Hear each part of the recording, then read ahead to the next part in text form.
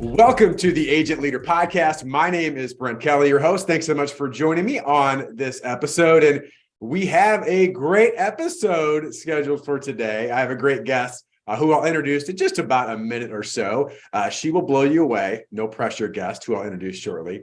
But we'll have a great background and just different level of experience in looking at agency development and growth and marketing. So if that's something you're looking for, stay tuned. Before I get into the guest and do a full introduction, I do want to mention, as always, the purpose of the Agent Leader Podcast is to help you, the agency leader, regardless of your specific role, to help you gain clarity, build consistency, and to make a commitment to become your best version possible. And for those video people, I always have to hold up a copy of our book, Best Version Possible. We continue to expand, enhance the best version possible experience. Oh, good. I'll ask my guest here in a second about that. She's got a copy of the book. But again, our goal is we enhance the best version possible experience with our agency partners, which one of those you're going to hear from today, is to always improve the alignment of the agency, the culture of the agency, to help with that, to help be a guide and navigate, to get producers in the green zone, which is producer productivity,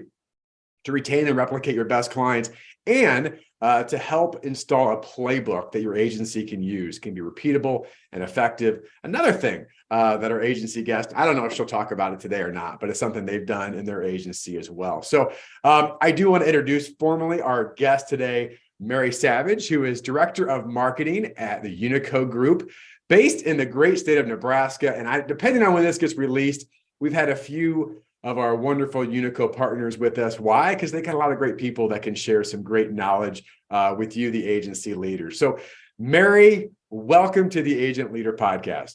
Thanks, Brent. I'm happy to be here today. All right.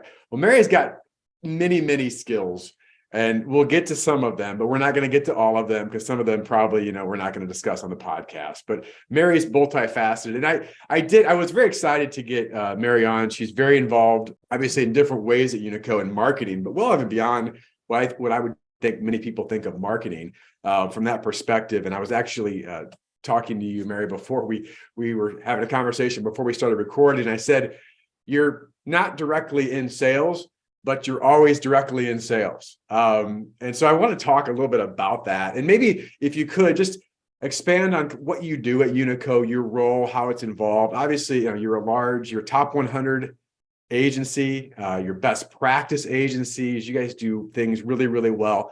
Explain to me your role, how it fits in, and what's your superpower? Well, thanks, Brent. As you said, my title is Director of Marketing at UNICO, but as you kind of mentioned, we take marketing a little bit maybe outside of what some other agencies might consider the role of the marketing team. And that was really just an evolution of realizing what UNICO needed to be able to grow and to be the best sales organization that we could be. So the marketing teams, we kind of talk about having 4 pillars, right? But primarily it's to foster growth and profitability for the company, right? So, you could say that about a lot of different departments within an agency, but specific to marketing, that's new business, retention, and to protect our brand. So there's some very traditional marketing things, obviously, that fit within that, but also we've kind of taken that to how do we directly make sure that we are supporting our sales team so that when they're out in front of the prospect and the client, that they look their best, that the materials that they put in front of them don't necessarily get in the way, but they also help lead the conversation in a way that we have it aligned with our sales process. So, there's a lot of other things outside of marketing, but I think that's where my role has kind of evolved. And then I'm in a lot of those conversations as we're going in to sell with new prospects, is talking about how can I align the pieces of marketing or any of the collateral we're going to show to that prospect or client to align that with the way that we want to sell that. And so that it helps lead us to being able to close that. I love that. And again, I know in our relationship and coaching calls and conversations we have and getting to know you in different aspects and some of the networking events that we're part of, you're involved in a lot of different aspects, which I think is great. But what you said there really hits home because, again, there's a lot of ways, I guess, that people could define marketing. And maybe this is what I heard and what I see you do, but basically it's how can I help the salespeople sell more? And there's a lot of ways. You think of traditional marketing and some of the things, and I think it's all can have a positive effect. But you and your team are very directly involved, like you said, like for that advisor, you producer advisor at UNICO, the term you use. Basically, every step is how can I make this easier for them to do that. So I want to, if I could, I always ask about challenges that agencies have. And so I want to get into that, and because I know that is as well and great of a year you all just had at UNICO, which was fantastic. It doesn't mean there's not challenges, and even specifically challenges in your role of marketing and what you see from your perspective. So when you think of the challenges that you're facing at UNICO and even in your role, what jumps out at you, and what are some things that you are doing, your team is doing at UNICO to address them, Mary? Sure. When I was reflecting about this, I kind of thought about this from a marketing standpoint, but I think that this could apply to other places or other roles I have at UNICO as well. And I think this is a rut that a marketing team specifically can get into. And what I wrote down here is one of our number one challenges is from a marketing team is to be seen as an order taker. And so one of the ruts, and I talked to some of my colleagues in the industry, and this is something that we often think about is you hear from an advisor or a leader at a team and said, we need X, and you just order take, and you're just a short order cook. You just do it and you provide it. And so one of the challenges that we have, and we continue all the time to try and get better at this, is how do we then become part of the team? And I think at UNICO, between some work that I've done with the relationships I have with our advisors, being on the sales leader team, those kind of things, it helps that. But how do we be part of the team? Okay, you're asking for X. Okay, why are you asking for X? How is that going to support you in selling this? Well, it's because X, Y, and Z does it. Okay, well, that's maybe a good place to start, but let's ask some questions about how's the best way to provide this? I need this thing on a template. Why are you sending it in the first place? Does this already exist? Some of those kind of things. And so one of the ways that, I've done, and my team as well, is just building relationships with our advisors so that we're seen as a trusted team member and not as a service center. So again, like I said, UNICO has come a long way when it comes to this. I've been at UNICO for 7 years. And when I came in, we were still operating really as a smaller, kind of small town agency. And that was when they brought on a director of marketing. They did that because they knew we needed to take some steps if we were going to get to the next level of our agency, right? We had really made a commitment to really refocusing on being a sales organization. And in the last 7 years, we've had an extreme amount of growth. And I thank our leadership team for thinking proactively about that. We thought about hiring some marketing teams. We hired some additional operations leaders that we hadn't had before. So we did a variety of things over that. But when I came in, the marketing team, we did have a couple of people there, but they were order takers. They were put this on this template. Here's the content, make it look pretty. And really working through to how does that actually integrate in the sales process? And are we just creating something that's just going to get thrown away? That wasn't what I wanted. I wanted it to actually be a piece of a piece that they could then use to actually help sell the account, right? And so we've done a lot of work on this, but it continues. New advisors come in, people get back in the rut, and you have to keep reminding people, we're part of the team too. Yes, we want to give you what you need, but I want to make sure that we're giving you the right thing and not just the black and white ask that you gave me. Yeah. Well, there's a lot I could unpack in that. A lot of wisdom there, Mary. See, I told you, listeners, she'd be great. But what I wrote down was interesting, and I have to be careful here because every year I have my own word of the year, and it's become pretty popular out there, I know. But my word this year is impact. And so now I hear it more often, even when I don't hear it. And is there something fall off your wall? This is real time, folks. It wasn't that loud. But that was impact. For example, that was good time. And I said impact, and boom, there it was. I actually did that on purpose. It's a special force, but it really is. And what you do and your team does around marketing, and I love that. Yes, we'll get stuff done that we need to get done. But I love it's like, but what's the impact of actually doing this? And there is a lot of things that we see in agencies that, that's the way we've always done it.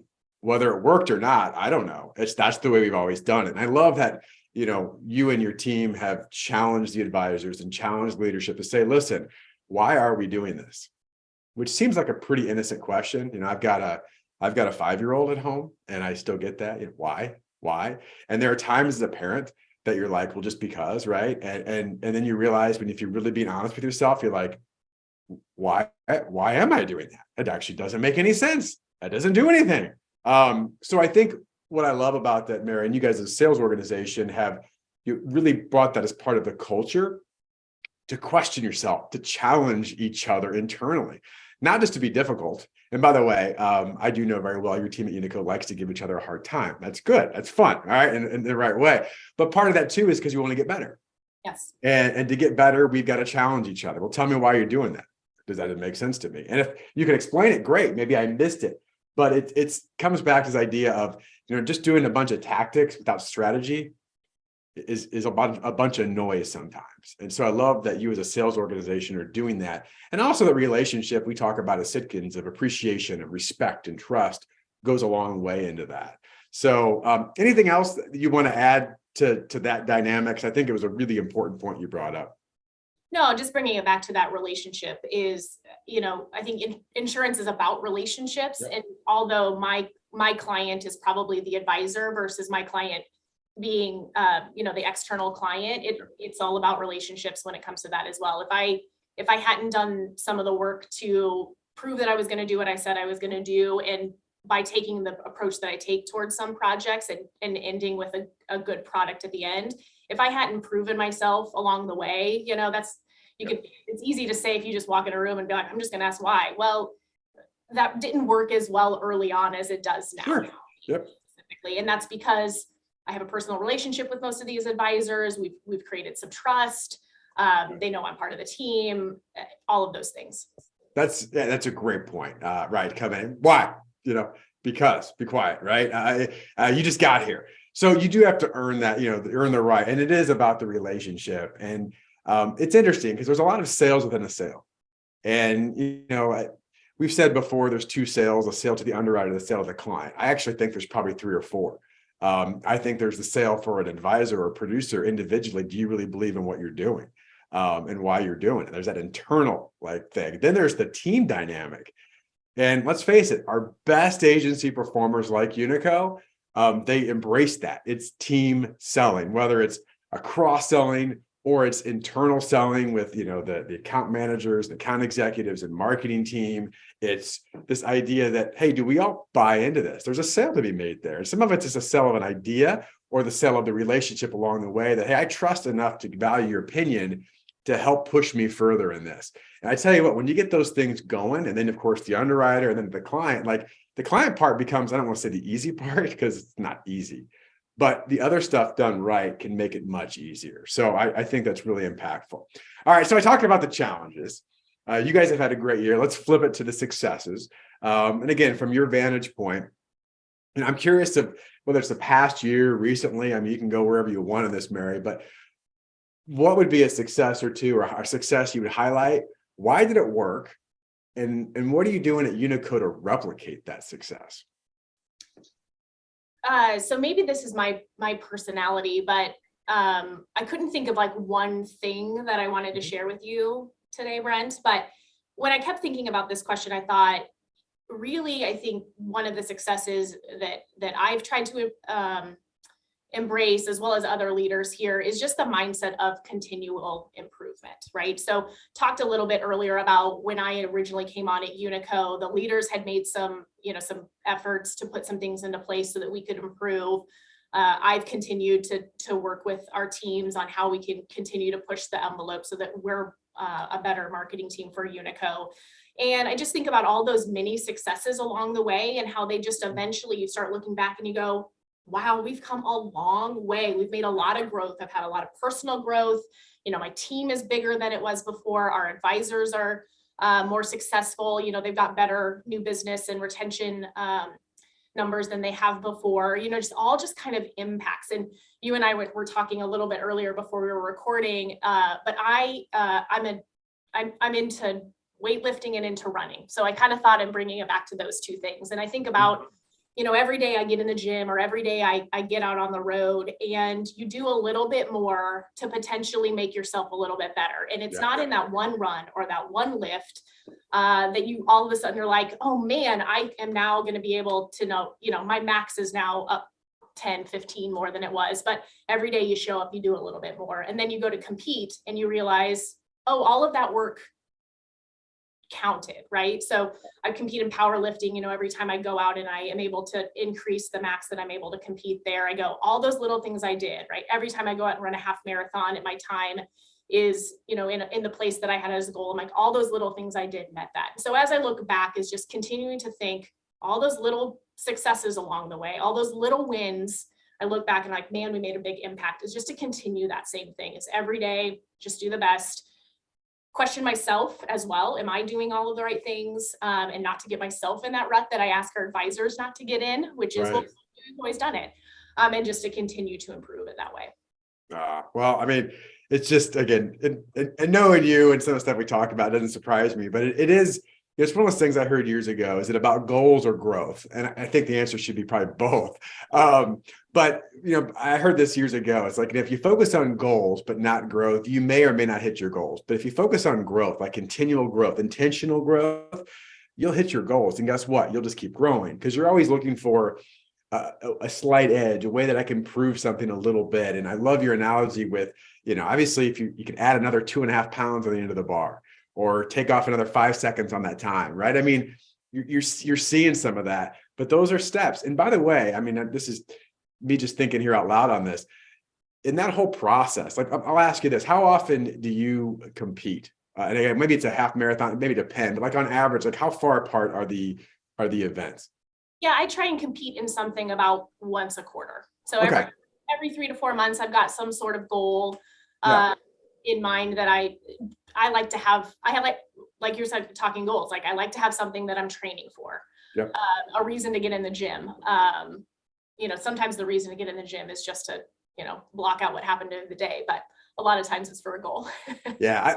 I didn't know for sure, but you kind of hit where I was thinking. It doesn't have to be this, but I love even whether it's quarterly or if you want to do semi-annual, but something that you can really measure your progress. And part of that too, though, is interesting is that my guess is, and if I'm wrong, just tell me, there may be a week or two in there between training where you actually, at least the numbers don't progress. You may have an off week, right? Does that happen?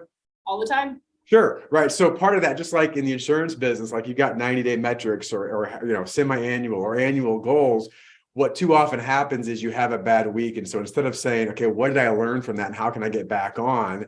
It's, well, I guess it's not going to work, so I'll quit. Right. And that's a mindset issue. And I think what I love about that, Mary, is, I mean, yes, can we like force feed that to every member of an agency? No, but you can set the tone. As you said, I can model that. Hey, listen, we're not always going to have a great week. Like, I hate to say that, we're just not. We're going to strive for it. But the difference of us being great versus average is that if we don't, we're going to learn from that, not just take it a loss and pack our bags. We're going to learn from it, and we're going to regroup for the next week and the next week and the next week. Because, hey, I'm not great at math, but if there's 13 weeks in a quarter, and if I have 2 off par weeks and 11 great weeks, I'm still way ahead. Right. Yeah. And anyway, I don't know where I was going with that. It just kind of hit me. Is that do you resonate with that? Yeah, and I'll piggyback on that a little bit in the quarterly. So we were talking about personally, do I have something I compete for? Yes, yeah. 3 to 4 times a year I'm competing in something. But at UNICO, we have a similar business plan, right? So we follow traction. And what we call it the VTO, Vision Traction Organizer, but it's our plan for how we're going to get where we want to go, right? So what's our 5-year, 3-year, 1-year plan?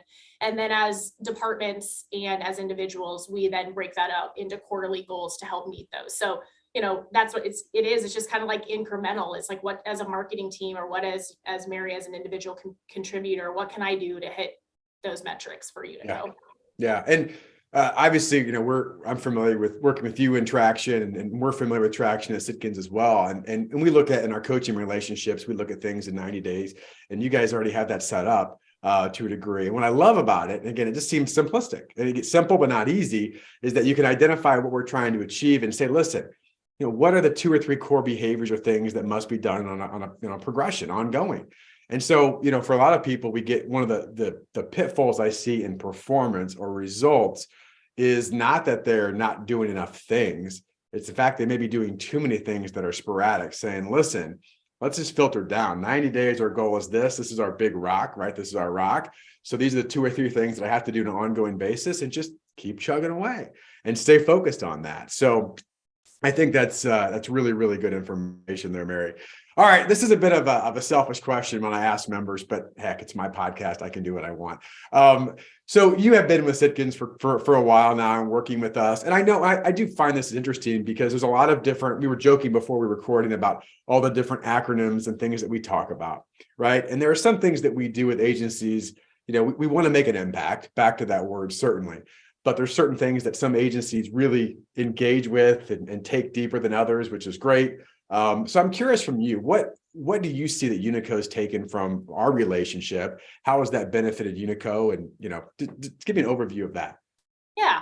So I initially, when I was thinking about this, was again thinking about it with my marketing hat on, and then we can have a conversation a little bit further as to how it's impacted UNICO.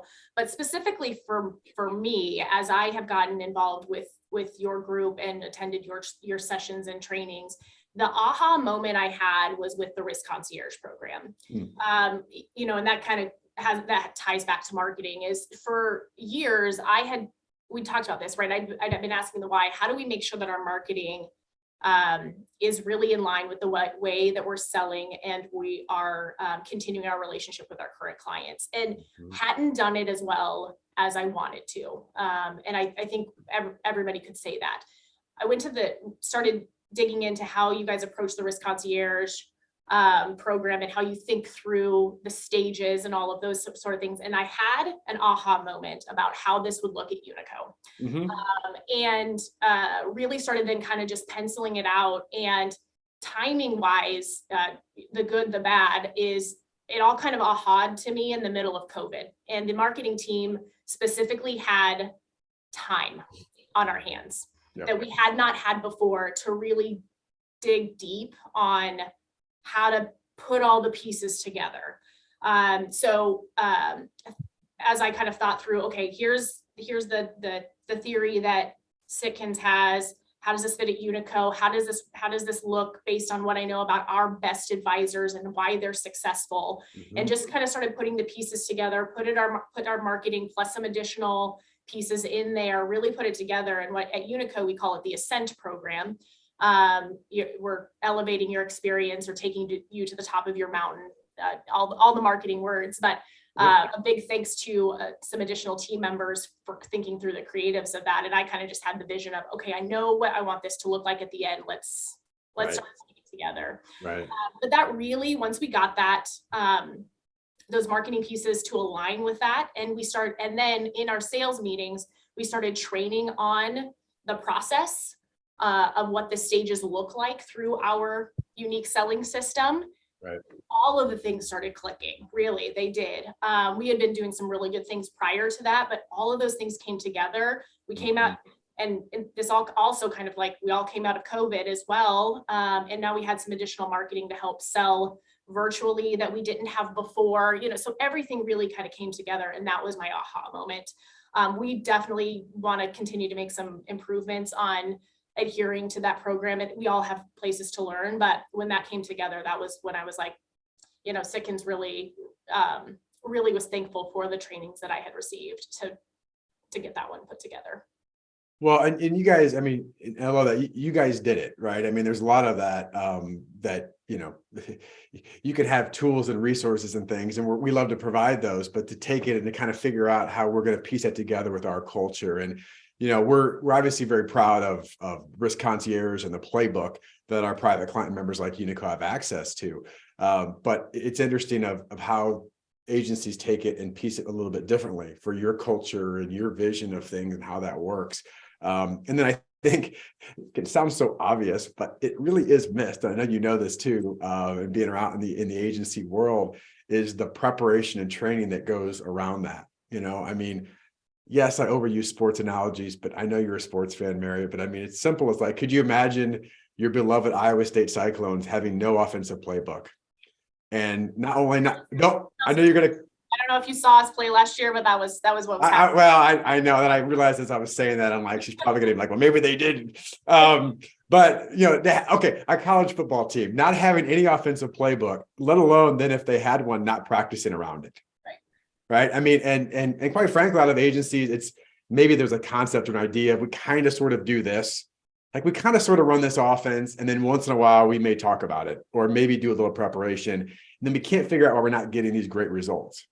Well, I don't know. You tell me. So I love what you guys have done with that and having that playbook in order. So very good. All right, Mary, are you ready for my last question that I love to ask all of my guests? And I get a variety of responses, and there's never a wrong answer here. It's only your answer. So I'm excited to hear where you're going to take this. But I'll phrase it as I always do.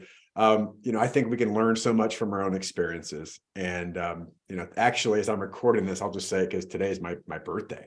I don't know when this will be released. Brent, I wish I'd known that before. No, that's okay. I don't really want to talk about that. I was just thinking about it. I'm like, oh yeah, you kind of reflect on your birthday. But today's my birthday. But for any of us, you look back and, the question is if you were having a conversation with the younger Mary, right? And maybe as you're starting in your professional career, seems to be a good time. I mean, post some of the educational things that you're going through, but you see the younger version of Mary on the street, right? I don't know what that person's doing, but you come face to face and she says, wow, older version of me. You got 30 seconds, give me one, and you don't have to give me 30 seconds, but give me one piece of advice that you could tell me right now that would be most helpful to me as I progress this younger version of me. So what would you tell your younger self, Mary?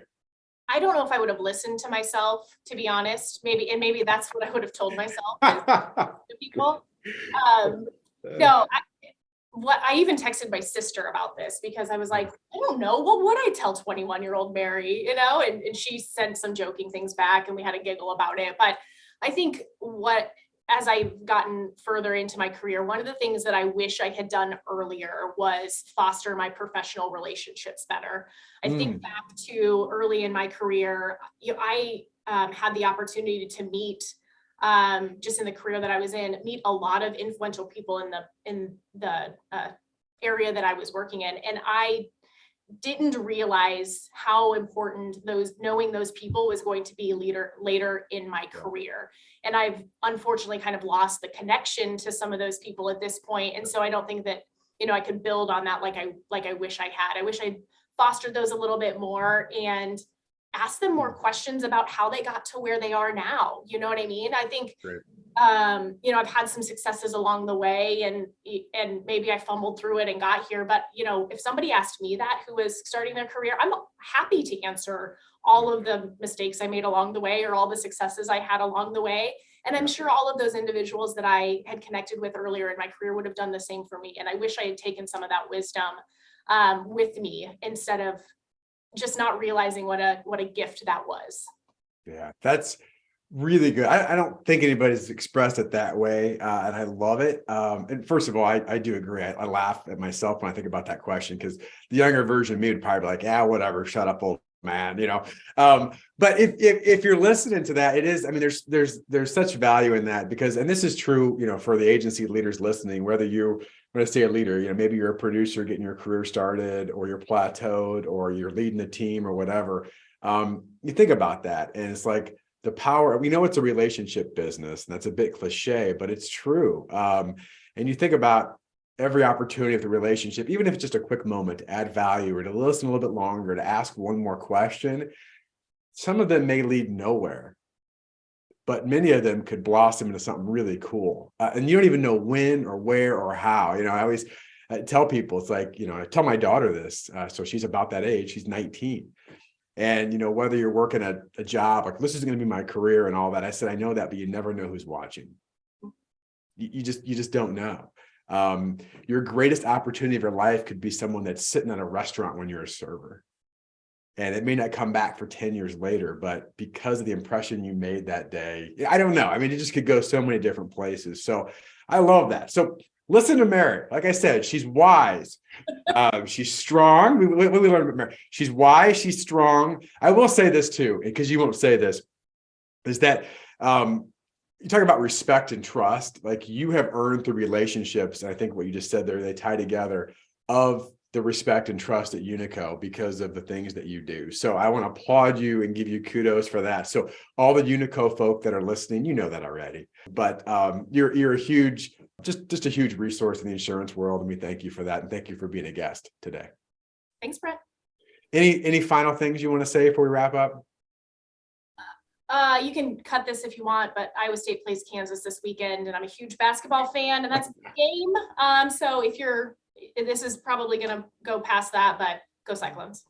That's okay. Well, so basically, my guess when this is released, it'll be post. So if Iowa State wins, yeah, what is that? It'll be this. Maybe it'll be pro right before the second time they play. But whatever. Well, again, so we get it. But hey, I totally understand. And the football team struggle, but your basketball team is on fire right now. So hey, listen, take what you can get, right? I won't mention anything about the recent Illinois Nebraska game either, because no one cares. But I saw you picked up your cup right when I was saying that had a big eye on it. So this one? Oh, yeah, I don't know anything about that. So anyway, hey, thanks for listening, Mary. Thank you so much for being a guest. We really appreciate you. Again, as a reminder to all the agency leaders out there, if you want to learn about the Sitkins Network, the best version possible experience, the playbook, Risk Concierge, see if that is a fit for you and your agency. Go to sitkins.com/experience, sitkins.com/experience to learn about how we work with agencies like UNICO and awesome people like Mary. So Mary, thanks again. Wishing you all the best in your success. Thanks for listening. The Agent Leader Podcast is brought to you by the fine folks of the Rough Notes Company. They are publishers of the insurance industry's leading magazine and technical insurance content. Rough Notes magazine profiles successful agencies plus keen insights from respected experts on a host of must-know topics. Rough Notes Advantage Plus provides the tools to help your agency grow, providing authoritative information on complex coverage issues. Visit them and learn more at roughnotes.com.